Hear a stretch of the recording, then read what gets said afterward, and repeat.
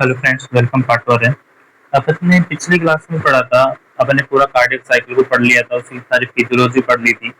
आज अपन एक बहुत इंपॉर्टेंट एस्पेक्ट के बारे में पढ़ते हैं। टॉपिक का नाम डालो ब्लड प्रेशर।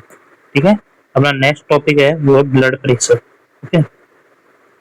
जो अपन कहते हैं ना, काफी आप जब कॉमनली एक बीमारी होती है हाइपरटेंशन, ब्लड प्रेशर बढ़ जाता है तो एक बीमारी होती है हाइपरटेंशन, जिसको अपन आगे जाके पढ़ेंगे सेकंड ईयर में। लेकिन अभी अपन देखते हैं नॉर्मल ब्लड प्रेशर कितना होता है, कैसे मेंटेन होता है, कौन कौन इसको मेंटेन करने के लिए जिम्मेदार होता है। उस सब चीजों को अपन पढ़ते हैं। सबसे पहले अपन को पता होना चाहिए कि ब्लड प्रेशर होता क्या है। ठीक है। अपन इस बात को समझते हैं कि ब्लड प्रेशर होता क्या है। सपोज ये एक वेसल्स है और आपको पता है कि वेसल्स के अंदर आपका ब्लड फ्लो करता है। ठीक है। अब जो ये ब्लड जो फ्लो कर रहा है वो वेसल्स के ऊपर एक फोर्स जनरेट करता है। ये ब्लड जो बह रहा है वो वेसल्स के ऊपर एक फोर्स भी लगा रहा होगा। ठीक है। जो ब्लड वेसल्स के अंदर बह रहा है वो वेसल्स के ऊपर एक फोर्स भी लगाता है। तो ब्लड जो वेसल्स के ऊपर फोर्स लगाता है उसको अपन क्या बोलते हैं, ब्लड प्रेशर बोलते हैं। जैसे अपन नॉर्मल बात करते हैं कि इसका ब्लड प्रेशर 120/80 है, मतलब कि इसकी वेसल्स पे 120 mm ऑफ Hg का फोर्स लगता है। ठीक है। यदि किसी का ब्लड प्रेशर 200/110 है, मतलब कि 200 mm ऑफ Hg का प्रेशर इस वॉल के ऊपर लग रहा है। एक लिमिट से ज्यादा प्रेशर लगेगा तो ये वेसल्स फट जाती है। ठीक है। तो ये सब अपन देखते हैं, मतलब कि आप एक नली है, पानी की नली आती है, नल पाइप होते हैं, उसके अंदर पानी जितना तेज बहेगा उस नली पे उतना ही तेज क्या होगा, प्रेशर जनरेट होगा।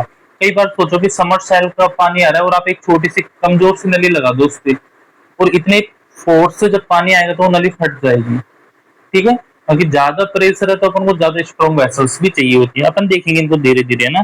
पहले अपन इसकी डेफिनेशन लिख लेते हैं। Blood pressure,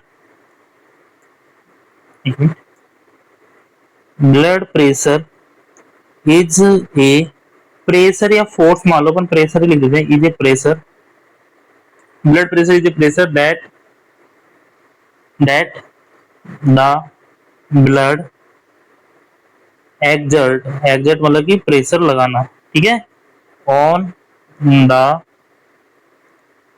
wall of vessels, जो वेसल्स की वॉल पे जो ब्लड द्वारा फोर्स एक्सर्ट किया जाता है पर यूनिट एरिया, है ना। पर यूनिट एरिया पे जितना फोर्स ब्लड के द्वारा उसकी वेसल्स पे लगाया जाता है उसको अपन क्या बोलते हैं, ब्लड प्रेशर बोलते हैं। और ये प्रेशर है ना, जैसे आपको चलो बताने की जरूरत नहीं है, आप ये प्रेशर पे लेटरल प्रेशर लिखना। लेटरल प्रेशर जो साइड बाय साइड लगाया जाता है ना उसको लेटरल प्रेशर बोलते हैं। मतलब कि ब्लड प्रेशर एक लेटरल टाइप का प्रेशर होता है जो बगल में लगता है, साइड में लगता है। ठीक है। तो एक तरह का लेटरल फोर्स होता है जो ब्लड द्वारा उसकी वेसल्स की वॉल पे लगाया जाता है, उसको अपन क्या बोलते हैं, ब्लड प्रेशर बोलते हैं। अब आपको मैंने बताया था डिफरेंट डिफरेंट टाइप की वेसल्स होती हैं अपनी बॉडी में। काफी तरह की वेसल्स होती हैं, जैसे आर्टरी होती है। ठीक है। आर्टरी के बाद बात करें तो आर्टेरियोल आ जाती है। आर्टेरियोल के बाद बात करते हैं तो कैपिलरीज आ जाती है। ठीक है। कैपिलरी के बाद में बात करेंगे तो वेन्यूल आती है, वेन्यूल आती है। और वेन्यूल के बाद में वेन आती है। ठीक है। अब इनके प्रेशर भी सबके क्या होते हैं, अलग अलग होते हैं। अलग अलग सबके प्रेशर होते हैं। जैसे मैंने बताया कि आर्टरी में यदि कोई ब्लड फ्लो कर रहा है तो उसका प्रेशर होता है 120/80 mm ऑफ Hg होता है। ठीक है। 120 जो सिस्टोल के टाइम पे बीपी रहता है, 80 जो डायस्टोल के टाइम पे बीपी रहता है। ठीक है। आर्टेरियोल की बात करते हैं तो 35 से लेके 50 mm ऑफ Hg तक आता है। ये ओनली सिस्टोल के टाइम का बीपी होता है। ये आर्टरी में होता है सिस्टोलिक डायस्टोलिक, बाकी सब में सिस्टोलिक बीपी की अपन बात करते हैं ना। कैपिलरी में बात करते हैं तो 20 से लेके 35 mm ऑफ Hg तक आता है, फिर थोड़ा कम हो जाता है। यदि वेन्यूल में बात करते हैं अपन तो 10 से लेके 20 या 25 तक आ जाता है। ठीक है। और वेन में बात करें तो 2 से 10 mm ऑफ Hg तक आता है। वेन में सबसे कम प्रेशर होता है क्योंकि इसका ल्यूमेन होता है वो सबसे बड़ा होता है। ठीक है। ये सबसे ब्रॉड होती है, जबकि आर्टरी बहुत नैरो होती है, इसलिए उसमें प्रेशर ज्यादा होता है। ठीक है। लेकिन सबसे इंपॉर्टेंट जो ब्लड प्रेशर की बात होती है कि सबसे इंपॉर्टेंट किसका होता है, वेन का प्रेशर बढ़ रहा है कोई इश्यू नहीं है। ठीक है। वेन क्या करती है, ब्लड को हार्ट पे लाती है, ऑर्गन से हार्ट पे लाती है। जबकि सप्लाई मेन होती है ऑर्गन की, ऑर्गन को सारा सही सप्लाई मिलना चाहिए। तो ऑर्गन को जो सप्लाई देने का काम करता है वो आर्टरी करता है। ये भी आर्टरी में कम प्रेशर है शुरू से। जब आर्टरी का प्रेशर क्या है, जो ये हार्ट है यहाँ से ब्लड निकलता है अरोटा, ये आर्टरी है। यदि यहाँ पे जो प्रेशर निकल रहा है वो 120/80 होता है, जिसको अपन आर्टरी का प्रेशर बोल दिया, ये सबसे मेन होता है। यदि ये यहाँ से निकलने वाला प्रेशर ही कम है, यदि यहाँ से मान लो प्रेशर 10 या 20 के प्रेशर पे निकलता है, तो एंड तक तो पहुंच ही नहीं पाएगा। यदि यहाँ का प्रेशर सबसे मेन होता है, जो हार्ट से निकलता है वो प्रेशर सबसे मेन होता है, इसलिए कहते हैं आर्टरी का प्रेशर होता है वो सबसे इंपॉर्टेंट होता है, मोस्ट इंपोर्टेंट। जब भी अपन बीपी पूछते हैं तो अपन इसी बीपी की बात करते हैं। कभी आपने सुना है वेन का बीपी, कैपिलरी का बीपी पूछ रहा है? कोई नहीं पूछता कैपिलरी का बीपी, क्योंकि वो तो एंड में हार्ट में ऑर्गन आना होता है। हार्ट में ऑर्गन से हार्ट में ब्लड आ रहा है, वो धीरे आए तेज आए कोई इतना इश्यू नहीं है, लेकिन ऑर्गन को जो ब्लड सप्लाई मिलती है वो इंपॉर्टेंट होता है, क्योंकि सबसे इंपॉर्टेंट ब्लड प्रेशर होता है वो आर्टरी का होता है। अपन लिख भी लेते हैं इस बात को। Arterial BP is most significance, ये सबसे ज्यादा सिग्निफिकेंस होता है आर्टेरियल का जो बीपी होता है, because for supply to organ को सप्लाई करने के लिए आर्टेरियल बीपी सबसे मैंडेटरी होता है। ओके, अब नॉर्मल कितना होता है प्रेशर? नॉर्मल आर्टेरियल बीपी कितना होता है इसको अपन देखते हैं। अब आर्टेरियल बीपी में बीपी लिखूं तो उसका मतलब है आर्टेरियल बीपी होगा, आगे से ना समझ लेता। तो नॉर्मल आर्टेरियल बीपी की अपन बात करते हैं तो आप सबको पता है कि अपन कितना बात करते हैं, 120/80 mm of Hg, ठीक है। जिसमें 120 होता है वो सिस्टोलिक बीपी होता है, कि जब हार्ट सिस्टोल करता है उस टाइम पे ज्यादा बीपी आएगा। जब हार्ट सिस्टोल करेगा तो अरोटा में ज्यादा तेज ब्लड आएगा, तो उस टाइम प्रेशर भी ज्यादा होगा। वो कितना होता है? 120 mm of Hg होता है। जबकि डायस्टोलिक बीपी जब हार्ट रेस्ट करता है, उसके अंदर ब्लड भर रहा होता है, तो उस टाइम पे ब्लड वो स्ट्रोक नहीं करता, ब्लड को इजेक्ट नहीं करता, तो उस टाइम अरोटा का बीपी कम हो जाता है, ठीक है। सिस्टोल के टाइम पे ब्लड जाता है उसके अंदर तो बीपी बढ़ जाता है, डायस्टोल के टाइम पे ब्लड नहीं जाता तो बीपी कम हो जाता है अरोटा में। तो डायस्टोल के टाइम पे बीपी हरदम कम मिलेगा आपको, जबकि सिस्टोल के टाइम पे बीपी ज्यादा मिलता है, ठीक है। अब क्या हाइपरटेंशन क्या होता है, इसकी रेंज क्या होती है? यदि ऊपर का बीपी होता है वो 92, देखो 120/80 तो आइडियल कंडीशन है, जो नहीं होता जनरली लोगों में, थोड़ा बहुत वेरी करता है, ठीक है। कितना वेरी कर सकता है? 92 140 mm ऑफ Hg आपका सिस्टोलिक बीपी आ रहा है तो भी कोई इश्यू नहीं है, ऑर्गन को अच्छे से ब्लड की सप्लाई हो जाएगी। लेकिन यदि डायस्टोलिक की बात करें तो ये हो जाता है आपका 60 to 90 mm ऑफ Hg भी आ रहा है तो भी कोई इतना बड़ा इश्यू नहीं है, आपके ब्लड की सप्लाई हो जाएगी। ओके, तो अपन ने देखा कि नॉर्मल रेंज देखी कि सिस्टोलिक बीपी कितना वेरी कर सकता है और डायस्टोलिक बीपी कितना वेरी कर सकता है। अब अपन कहते हैं यदि systolic BP, if systolic BP या अपन डायस्टोलिक बीपी एक साथ लिख लो, क्यों कंफ्यूज होते हो। यदि सिस्टोलिक बीपी या डायस्टोलिक बीपी 140/90 से ज्यादा हो जाए, या तो आप कोई भी, या तो ऊपर वाला ज्यादा हो गया या नीचे वाला ज्यादा हो गया। यदि आपका सिस्टोलिक बीपी है, डायस्टोलिक बीपी 140/90 से ज्यादा हो जाता है तो उस कंडीशन को अपन बोलते हैं कि आपकी बीपी हो गया, आपको बीपी बढ़ गया, बीपी बढ़ रहा है, आपको बीमारी 2-3 बार कराया आपने, 1-2 दिन लगातार कराया और आपका बीपी लगातार बढ़ा हुआ मिलता है। कितने से बढ़ा हुआ? 140/90 से बढ़ा हुआ मिलता है, तो उस बीमारी को अपन बोलते हैं हाइपरटेंशन। क्या बोलते हैं? हाइपर टेंशन, जो अपन सेकंड ईयर में काफी डिटेल में पढ़ेंगे। कौन सी दवाइयों से स्टार्ट करेंगे, काफी फेमस दवा पढ़ेंगे इसमें अपन, जिसमें कैल्शियम चैनल ब्लॉकर, सिलिंडापिन आती है, आपके एमलोडिपिन दवा आती है, टेलमासार्ट, सारी दवाइयों को अपन यहाँ पे पढ़ेंगे, ठीक है। तो आपसे कोई पूछा कि हाइपरटेंशन किससे कहते हैं? यदि आपका बीपी सिस्टोलिक बीपी तो 140 से या डायस्टोलिक बीपी 90 से ज्यादा बढ़ रहा है, तो उस कंडीशन को अपन क्या बोलते हैं? हाइपरटेंशन बोलते हैं। ओके, मैं ये भी कह रहा हूँ आपको कोई डाउट आता है तो मैं आपको लिंक पे शेयर कर दूंगा मेरे नंबर, आप उन नंबर पे कांटेक्ट करके मुझे मैसेज कर दो व्हाट्सएप। कैसा भी डाउट आता है या मुझसे कोई भी गलती होती है पढ़ाने में, या मैं कोई बात को आपको नहीं समझा पा रहा, तो आप उस पर मैसेज कर दो, व्हाट्सएप मैसेज कर दो, मैं आपका रिप्लाई कर दूंगा। ओके, मैं लिंक में मेरे नंबर डाल दूंगा, कोई इश्यू नहीं है। ओके, अब सुनो नेक्स्ट बात। अब आपने ये बात तो सोचा कि यार अपन ने ये पढ़ा कि सपोज ये हार्ट है, ठीक है, और ये अरोटा में जितना ब्लड निकल रहा है उसको अपन ने क्या बोल दिया, आपका बीपी बोल दिया कि अरोटा में कितने प्रेशर से ब्लड आ रहा है। अब देखो कम मारा है, मान लो कम प्रेशर से ब्लड आया तो ऑर्गन तक ब्लड सप्लाई पहुंच ही नहीं पाएगी, खतरनाक काम हो जाएगा। लेकिन ज्यादा फोर्स से आ रहा है, मतलब 140 या 90 से ज्यादा फोर्स से आ रहा है, तो ज्यादा ब्लड सप्लाई पहुंचेगी क्या ऑर्गन को, ये भी गलत है। यदि आपका बीपी बढ़ता है, यदि आपका बीपी बढ़ता है तो भी ऑर्गन सप्लाई होती है, ऑर्गन को ब्लड सप्लाई है वो कम होती है। Decrease organ blood supply, confuse हो रहे होगी कि भाई बीपी कम रहता है तो कम होती है ब्लड सप्लाई, वो समझ में आ रहा है, लेकिन बीपी बढ़ रहा है तो ज्यादा ब्लड सप्लाई होनी चाहिए ना, तो ये बात आपकी गलत है। क्यों, समझो, इसका रीजनल मैं आपको देता हूँ। अपन ने शुरू में आपको मैंने वेसल्स की स्ट्रक्चर पढ़ाई थी कि सपोज करो ये आपकी एक वेसल्स है, ठीक है, और इसके अंदर ये आपका ब्लड फ्लो कर रहा है, ठीक है।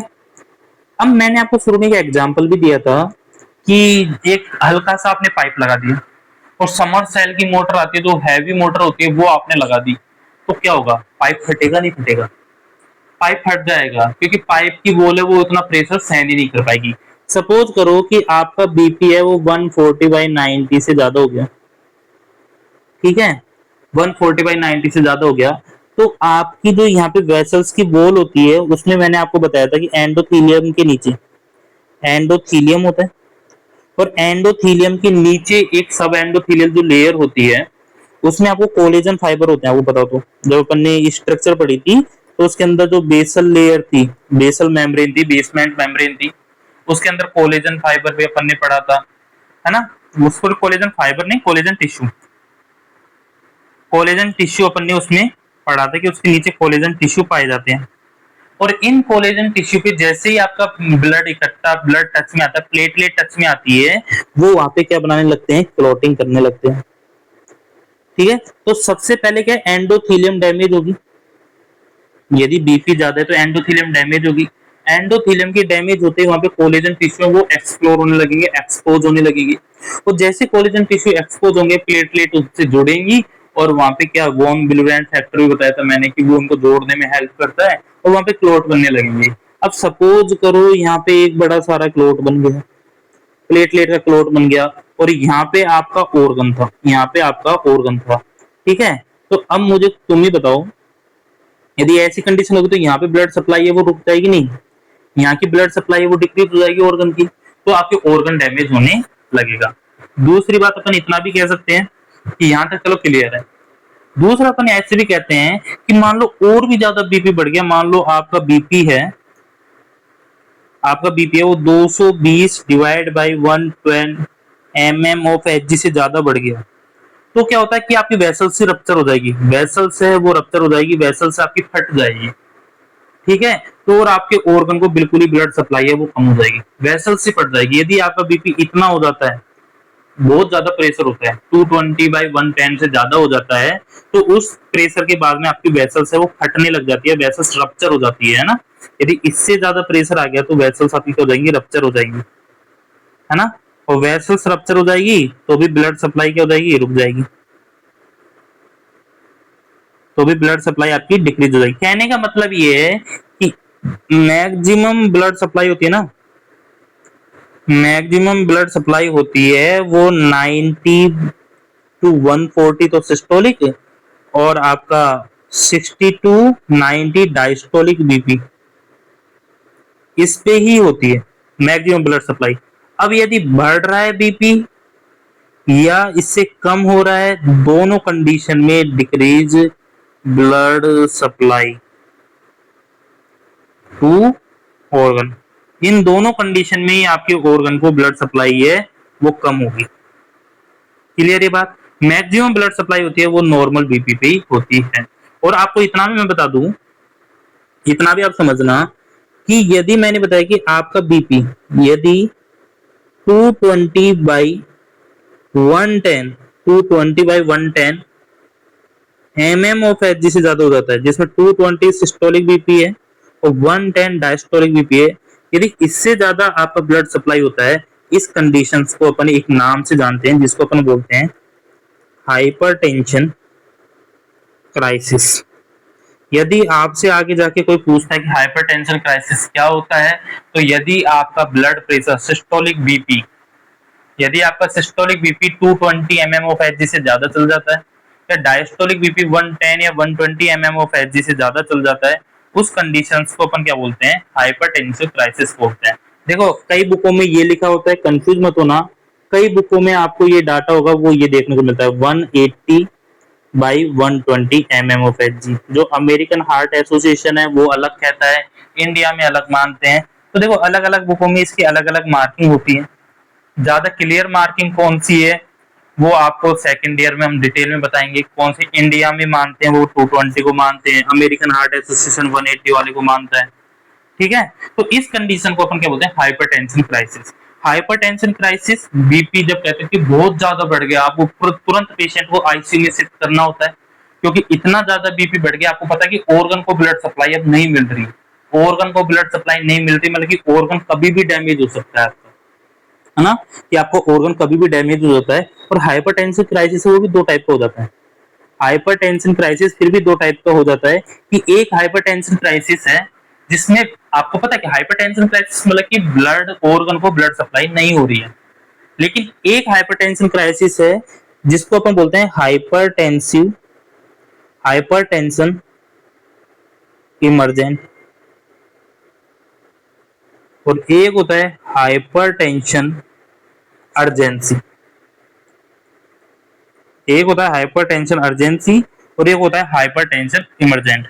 हाइपरटेंशन इमरजेंट में क्या होता है कि आपका जो ऑर्गन है वो क्या हो गया, डैमेज हो गया, आपका जो ऑर्गन है वो डैमेज हो गए हैं। ठीक है, मतलब बीपी आपका, पहली शर्त तो ये है, पहली शर्त तो ये है कि आपका बीपी 180 बाई 120 mmHg से ज्यादा होना चाहिए। ठीक है, या दूसरी शर्त है कि आपके ऑर्गन डैमेज होने चाहिए, तो आप उस कंडीशन को बोलते हो हाइपरटेंशन इमरजेंट। लेकिन यदि आपका बीपी, हाइपरटेंशन क्राइसिस तो है, हाइपरटेंशन क्राइसिस तो है कि 180 बाई 120 mmHg से ज्यादा प्रेशर है, वो दूसरी कंडीशन होती है कि आपके ऑर्गन डैमेज नहीं है, नो ऑर्गन डैमेज। यदि ऑर्गन डैमेज नहीं हुए हैं तो उस कंडीशन को अपन क्या बोलते हैं, हाइपरटेंशन अर्जेंसी। ये बात वेरी वेरी इंपॉर्टेंट है कि हाइपरटेंशन क्राइसिस भी दो टाइप का होता है। हाइपरटेंशन क्राइसिस तो बोलते हैं कि जब आपका बीपी 180 बाई 120 से ज्यादा चले गया तो उसको हाइपरटेंशन क्राइसिस बोल दो। ठीक है, लेकिन यदि ऑर्गन डैमेज हो गए तो उसको इमरजेंट बोल देंगे, और यदि ऑर्गन डैमेज अभी नहीं हुए, अभी होने वाले हैं, तो उस कंडीशन को अर्जेंसी बोल देंगे। ठीक है, तो ये दो तरह का पड़ा अपन ने। अब कौन कौन से ऑर्गन पे जल्दी इफेक्ट पड़ता है उसके लिए बहुत अच्छा निमोनिक बनाया है कि कौन कौन से ऑर्गन आपके जल्दी इफेक्ट होते हैं ना। तो इसके लिए एक निमोनिक है हियर्ड, HEARD। ठीक है, हियर्ड, है ना, सुनते हैं ना, सुनते हैं, तो सुना को थर्ड फॉर्म हियर्ड हो गई, है ना। तो इसमें कौन कौन से क्या क्या निमोनिक बनता है। एच मीन्स होता है आपका, सबसे पहले एच आता है, इसका मतलब है हार्ट। यदि आपका बीपी ज्यादा है, बीपी बहुत ज्यादा बढ़ गया, तो सबसे पहली आर्टरी तो आपकी कोरोनरी आर्टरी होती है। यदि अरोटा से सबसे पहले निकलने वाली आर्टरी है वो कोरोनरी आर्टरी, तो कोरोनरी आर्टरी में बहुत ज्यादा प्रेशर हो जाता है, तो कोरोनरी आर्टरी रप्चर हो जाती है। आपके रप्चर हो गई तो हार्ट को ब्लड सप्लाई नहीं पहुंच पाती मायोकार्डियम को, और आपको इस्चेमिया, एमआई का अटैक आने, हार्ट अटैक आने लग जाता है। तो जब भी बीपी ज्यादा हो जाता है ना, तो सबसे पहले होता है कि उसका ईसीजी करा के देखोगे हार्ट अटैक तो नहीं आ गया, हार्ट अटैक आने ही वाला होता है, ये मान लो। दूसरा अपन बात करें ई, तो ई फोर होता है आई रेटिनोपैथी, है ना। ये भी आपने काफी बार सुना होगा, कि आपने सुना होगा कई बार बोलते हैं कि गांव में कि उसका बीपी बहुत ज्यादा बढ़ गया था, वो बीपी बढ़ने की वजह से उसकी आंखों की रोशनी चली गई, वो तो अंधा हो गया।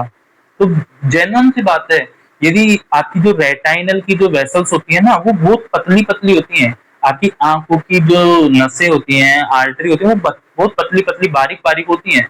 यदि उनमें इतना ज्यादा प्रेशर पड़ेगा तो तुरंत रप्चर होते हैं, बहुत जल्दी रप्चर होती हैं। तो आपको आई रेटिनोपैथी या ब्लाइंडनेस, और एक बार आप याद रखो कि रेटिनोपैथी हो गया ना तो बहुत कम चांस है वो दोबारा ठीक होती है, रेटिना दोबारा ठीक नहीं होती।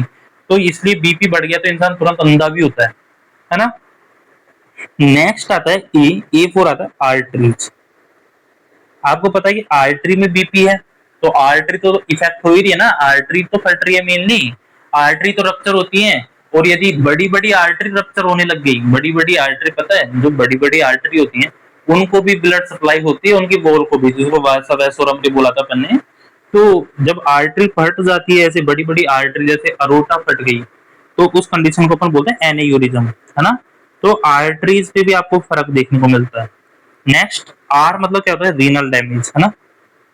आपने ये भी कई बार देखा होगा कि आपको पता है, आपको दो बीमारी का नाम सुना हो आपने, सीकेडी एकेडी, है ना। रीनल मतलब कि आपकी क्रॉनिक किडनी डिजीज, आप बहुत पढ़ोगे आप जो आगे जाके कि एकेडी होता है, एकेआई बोलते हैं जिसको ना, अपन बोलते हैं। यदि आपका बीपी बढ़ता है ना तो आपकी किडनी भी खराब हो जाती है, तुरंत क्रिएटिनिन चेक कराते हैं, किसी किडनी यूरिन, यदि आपका बीपी बहुत ज्यादा हो रहा है तो आपका बीपी, आप सॉरी आपका बीपी बहुत ज्यादा बढ़ गया तो यूरिन आउटपुट को मेजर करते हैं अपन, यूरिन आउटपुट आपका ठीक आ रहा है नहीं आ रहा, आपकी किडनी तो डैमेज नहीं होगी, किडनी डैमेज हो गई तो समझना कि आपका यूरिन आउटपुट आना बंद हो जाता है, ठीक है। नेक्स्ट आता है डी, डी मतलब होता है दिमाग, डी मतलब होता है दिमाग, दिमाग को बोल सकते हैं ब्रेन, है ना, कि आपका ब्रेन स्ट्रोक बोलते हैं जिस कंडीशन को बोलते हैं सीबीए, सेरेब्रोवैस्कुलर एक्सीडेंट, या इसको बोलते हैं स्ट्रोक। और भी हिंदी में बताऊं तो लकवा, यदि बीपी बढ़ता है ना तो इंसान को लकवा आ जाता है, आपको ब्रेन की सप्लाई है, ब्रेन को जो सप्लाई पहुंचती है वो रुक जाएगी, ठीक है। तो मेन मेन जब आपका बीपी बढ़ता है हाइपरटेंशन क्राइसिस होता है, हाइपरटेंशन क्राइसिस होता है, या आपका बीपी मैं दोबारा बताऊं 180/120 से ज्यादा हो जाता है, तो इन कंडीशंस में आपके जो 5 ऑर्गन है ना, हाई हार्ट हो गया, आंखें हो गई, आपकी आर्टरी हो गई, किडनी हो गई और आपका ब्रेन हो गया, ये मेनली इफेक्ट होता है। और जब ये ऑर्गन इफेक्ट हो रहे हैं ना, समझ लेना ये सारे वाइटल ऑर्गन है, इसलिए तुरंत पेशेंट को आप आईसीयू में शिफ्ट करेंगे हम।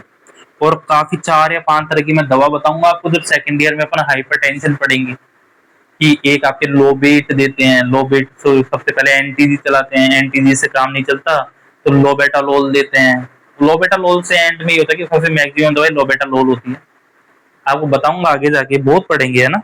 इसलिए आपको पता है कि बीपी हाइपरटेंशन को जब ये धीरे धीरे, अब देखो हाइपरटेंशन हुआ आपको ना तो कोई दर्द होता है ना फीवर आता है, कोई बीमारी का पता ही नहीं चलता आपको, है ना। और इतने बड़े बड़े ऑर्गन डैमेज हो जाते हैं, और ये डैमेज होने में आप ये लग रहा है ना कि हाइपरटेंशन क्राइसिस हुआ तो इन ऑर्गन को डैमेज होने में 1 या 2 घंटे लगते हैं, है ना। इसलिए इस बीमारी को अपन बोलते हैं साइलेंट किलर, क्या बोलते हैं, ये बीमारी तो साइलेंट किलर है, चुपचाप मार दिया। बीपी बढ़ा है तो आपको हल्का सा लगेगा मेरे आज सिर दर्द हो रहा है, मेरे आज सिर दर्द हो रहा है, थोड़ी तबीयत खराब हो रही है, पर इतना नहीं पता लगेगा कि अंदर ही अंदर इतनी दिक्कत हो रही है, थोड़े चक्कर से आ रहे हैं तो आपसे बगल वाला भाई आके बोलेगा कि सो जाओ रेस्ट कर लो ठीक हो जाओगे, लेकिन वो तो हाइपरटेंशन क्राइसिस है ना, आपको पता ही नहीं चलेगा, धीरे धीरे और दिक्कतें बढ़ती जाएंगी, धीरे धीरे 1-2 घंटे में आपके ऑर्गन डैमेज हो जाएंगे और इंसान बैठा बैठा मर जाएगा, हॉस्पिटल भी नहीं जाएगा। यदि कोई ज्यादा ही समझदार इंसान है कि यार एक बार आपको हॉस्पिटल जाना चाहिए तो उसको तुरंत आईसीयू में शिफ्ट कर दिया जाता है और फिर अपन उसका बीपी कंट्रोल करते हैं, ठीक है। तो ये अपन ने बीपी का इंपोर्टेंस पढ़ा कि कितने टाइप का बीपी होता है, कैसा कैसा बीपी होता है।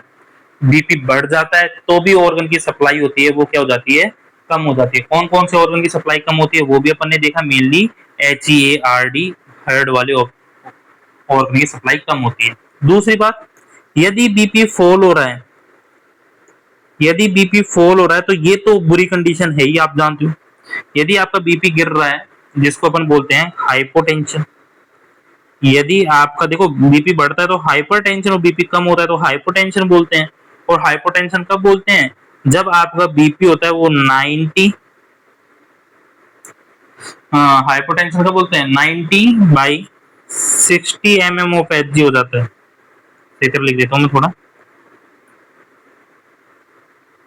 जब आपका बीपी 90/60 mm ऑफ Hg से कम हो जाता है तो उस कंडीशन को हम क्या बोलते हैं, हाइपोटेंशन बोलते हैं, है ना। ये अपन बोल सकते हैं कि पेशेंट के जो ऑर्गन है उनको पुअर परफ्यूजन हो रहा है, परफ्यूजन अच्छी तरह मिल ही नहीं रहा, अच्छी तरह ऑर्गन को ब्लड सप्लाई नहीं हो रही है, ना तो ज्यादा बीपी हो जाता है तो आर्टरी फट जाती है इस वजह से परफ्यूजन पूरा नहीं हो पाता, या आपका बीपी कम होता है तो परफ्यूजन नहीं हो पाता। तो जब बीपी कम होता है ना तो कौन कौन से ऑर्गन मेनली इफेक्ट होते हैं, तो उसका भी एक अपन ने ट्रिक बना रखी है, लोकस, क्या बना रखी है, लोकस, ठीक है। इसका मतलब है एलओसी से याद रखना, शुरू का जो 3 है एलओसी, मतलब लॉस ऑफ कॉन्शियसनेस, इसको बोलते हैं लॉस ऑफ कॉन्शियसनेस, है ना। दूसरे पेन से लिख देते हैं। इनका मतलब होता है लॉस ऑफ कॉन्शियसनेस, है ना, लॉस ऑफ कॉन्शियसनेस। इसका मतलब होता है कि इंसान की ब्रेन को ब्लड सप्लाई नहीं मिल रही, मतलब कि इंसान है वो बेहोश हो गया, बेहोश हो गया, या आप जिसको हिंदी नहीं आती फेंट हो गया इंसान। मतलब इंसान के ब्रेन को पूरा ब्लड परफ्यूजन नहीं मिल रहा, और ब्लड परफ्यूजन पूरा, आपको नींद क्यों आती है, इंसान नींद आती है इसका मतलब तो बेहोश होना ही होता है, कि नींद तब आती है जब आपके ब्रेन को पूरा ब्लड नहीं मिल पाता, है ना। यदि आपको ब्रेन को जो ब्लड प्रेशर है वो कम हो जाता है ब्रेन का, तो आपको नींद आने लगती है। इसी तरह यदि खड़ा कोई इंसान खड़ा हुआ है और उसके ब्रेन को बीपी नहीं मिल रहा, तो इंसान तुरंत बेहोश हो जाता है, वो गिर जाता है। ठीक है। ओ मतलब होता है कि ओलिगो यूरिया, ओ मतलब होता है ओलिगो यूरिया, मतलब कि ओलिगो यूरिया का क्या होता है कि यूरिन आउटपुट कम होना, decrease urine output. Urine output कम क्यों हो रहा है, क्योंकि किडनी को पूरा ब्लड सप्लाई नहीं मिल रहा, जो अपन किडनी को जितना ब्लड सप्लाई होना होता है 1200 ml पर मिनट होता है, जो वो पूरा नहीं मिल रहा। ठीक है। तो इंसान को यूरिन कम आने लगता है, तो किडनी के डैमेज होने का डर हो जाता है, ओलिगो यूरिया। ठीक है। C4, यदि अपन नेक्स्ट बात करते हैं सी से, तो कोल्ड एंड काम स्किन। आप देखना जब भी किसी इंसान का बीपी गिरता है ना, बीपी गिरने का मतलब आपको रियल एग्जांपल बता दें, जब इंसान की डेथ हो जाती है तो उसका बीपी बिल्कुल जीरो हो जाता है, मतलब तो जब बीपी गिर जाता है तो इंसान का शरीर देखोगे बिल्कुल बर्फ बन जाता है, बिल्कुल ठंडा हो जाता है इंसान का शरीर। ठीक है। देखना बिल्कुल, है ना, जब आप सोते हो तो आपका बीपी कम हो जाता है, तो आपका शरीर ठंडा हो जाता है, मतलब कि जब ब्लड फ्लो होता है, तभी मैंने बताया कि जैसे ब्लड फ्लो होता है वो हीट को ट्रांसपोर्ट करता है।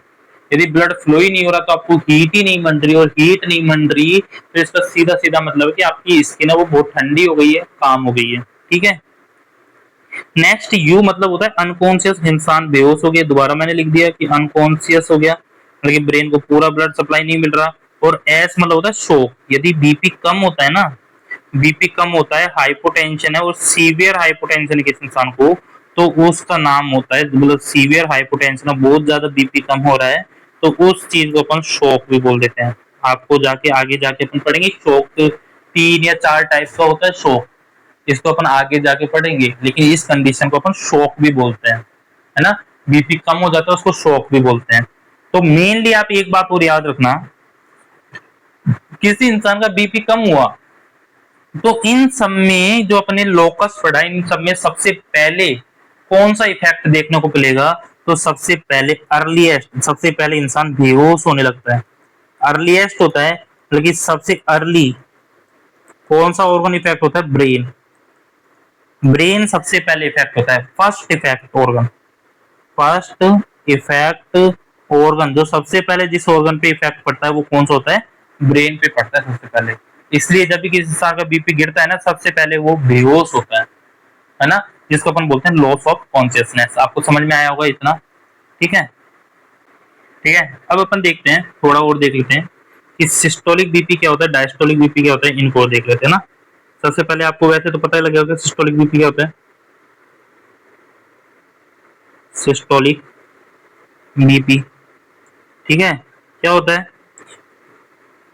क्या होता है सिस्टोलिक बीपी, जब लेफ्ट वेंट्रिकल है कॉन्ट्रैक्ट करता है, सिस्टोल करता है, तो उस टाइम जो अरोटा में जो बीपी जनरेट होता है उसको हम क्या बोलते हैं, सिस्टोलिक बीपी होता है। तो लिख सकते हैं व्हेन लेफ्ट वेंट्रिकल सिस्टोल। ठीक है।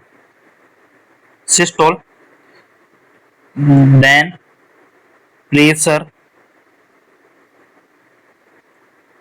इनसाइड द आर्टरी, जब आर्टरी के अंदर या अरोटा के अंदर जो प्रेशर होता है उसको हम क्या बोलते हैं, सिस्टोलिक बीपी बोलते हैं, जिसकी नॉर्मल वैल्यू क्या होती है, ये सिस्टोलिक बीपी की नॉर्मल वैल्यू होती है, वो कितनी होती है, 90 टू 140 mm ऑफ Hg।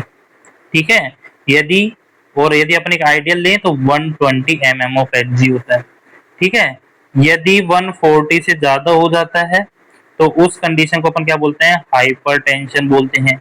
यदि आपका बीपी 90 से कम हो जाता है, 90 mm ऑफ Hg से कम हो जाता है, तो उस कंडीशन को हम बोलते हैं हाइपोटेंशन बोलते हैं। ठीक है, कब? जब आपका सिस्टोल बीपी है, सॉरी, जब आपका लेफ्ट वेंट्रिकल है वो कॉन्ट्रैक्ट होता है, तब जो बीपी जनरेट होता है उसको क्या बोलते हैं? सिस्टोलिक बीपी बोलते हैं। और नेक्स्ट आता है diastolic BP, DBP, diastolic BP. ठीक है, ये क्या होता है?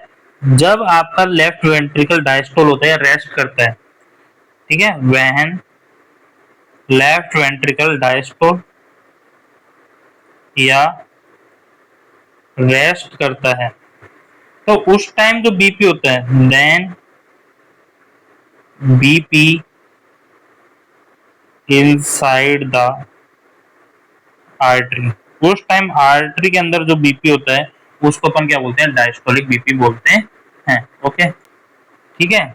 और ये इसकी नॉर्मल वैल्यू क्या होती है? डायस्टोलिक बीपी की यदि अपन नॉर्मल वैल्यू देखें तो ये होती है 60 to 90 mm ऑफ एचजी होती है, और अपन एक आइडियल ले ले तो 80 mm ऑफ एचजी होती है।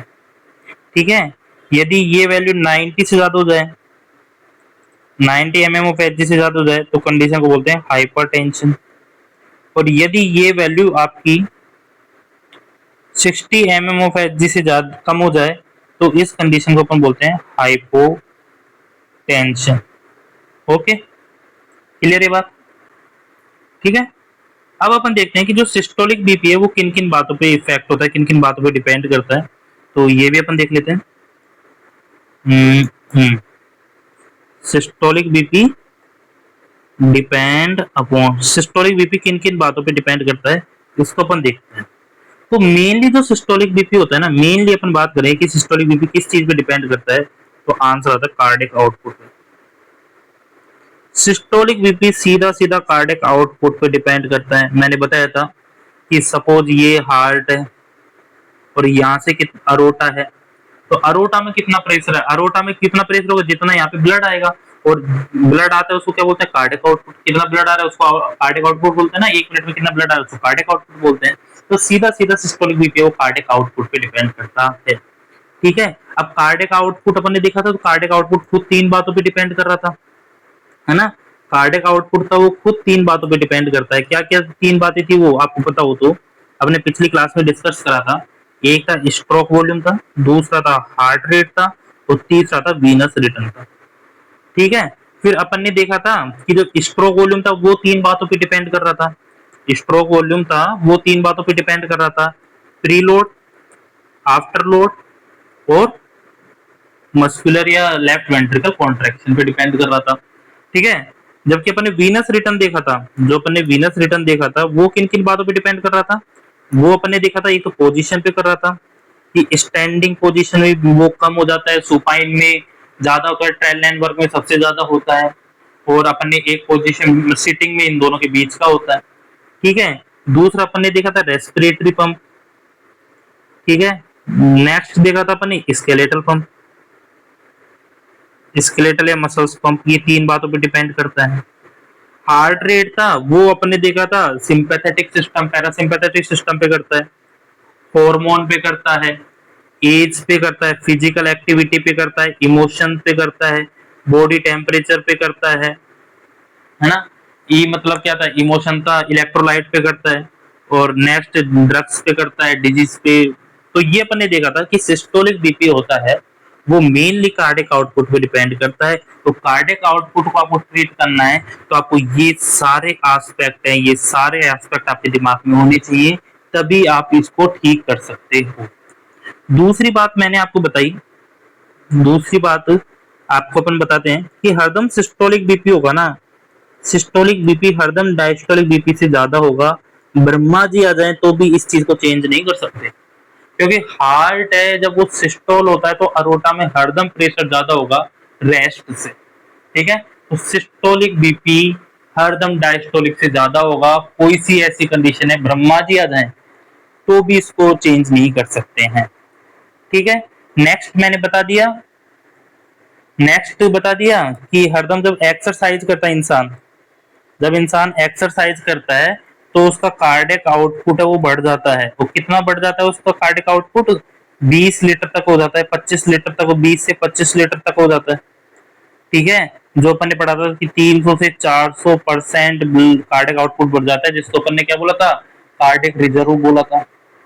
ठीक है, तो हरदम कार्डिक आउटपुट बढ़ जाता है, कार्डिक आउटपुट बढ़ जाता है तो सिस्टोलिक बीपी बढ़ता है, ना कि डायस्टोलिक बीपी। तो जब भी इंसान एक्सरसाइज करता है, जब भी इंसान एक्सरसाइज करता है तो कहते हैं उसका बीपी बढ़ता है, लेकिन बीपी बढ़ता है तो डायस्टोलिक बीपी नहीं बढ़ता, हरदम सिस्टोलिक बीपी है वो ही बढ़ता है। ठीक है, क्योंकि कार्डिक आउटपुट बढ़ता है। यहाँ पे मैंने बताना भूल गया कि जो सिस्टोलिक बीपी है, बताया था कि वो प्री लोड आफ्टर लोड, इस पे डिपेंड करता है। प्री लोड आफ्टर लोड का मतलब ये भी तो है ब्लड वॉल्यूम, ब्लड वॉल्यूम पे भी ये डिपेंड करता है। ठीक है, ज्यादा पानी पियोगे ज्यादा ब्लड वॉल्यूम होगी, ज्यादा ब्लड वॉल्यूम होगी तो ज्यादा प्रेशर बढ़ेगा। जब कहते हैं नमक का पानी पी लेते हैं तो ज्यादा बीपी बढ़ जाता है। ठीक है, तो ओवरऑल बात यही है कि सिस्टोलिक बीपी है वो टोटल कार्डियक आउटपुट पे डिपेंड करता है। जब इंसान एक्सरसाइज करता है तो आपका जो बीपी बढ़ता है वो सिस्टोलिक बीपी बढ़ता है। ठीक है, क्लियर हुई इतनी बात। अब डायस्टोलिक बीपी किस बात पे डिपेंड करता है उसको देखते हैं। ओके, ठीक है, अब डायस्टोलिक बीपी किन किन बातों पे डिपेंड करता है इसको अपन देख लेते हैं। ठीक है, तो लिखो डायस्टोलिक बीपी डिपेंड अपॉन, कि डायस्टोलिक बीपी किन किन बातों पे डिपेंड करता है। तो ये समझो डायस्टोलिक बीपी डिपेंड करता है ना, वो मेनली करता है पेरिफेरल रेजिस्टेंस पे। किस पे? Peripheral resistance. पेरिफेरल रेजिस्टेंस का मतलब होता है कि आर्टरी है वो कितना रेजिस्टेंट डेवलप कर दे, कोई चीज जब फ्लो हो रही है तो उसमें क्या क्या रेजिस्टेंस आ रहा है। ठीक है, पेरिफेरल रेजिस्टेंस यही होता है कि आपकी आर्टरी या तो मोटी हो गई या पतली हो गई। ठीक है, मतलब ये या तो वेजो कॉन्स्ट्रिक्शन,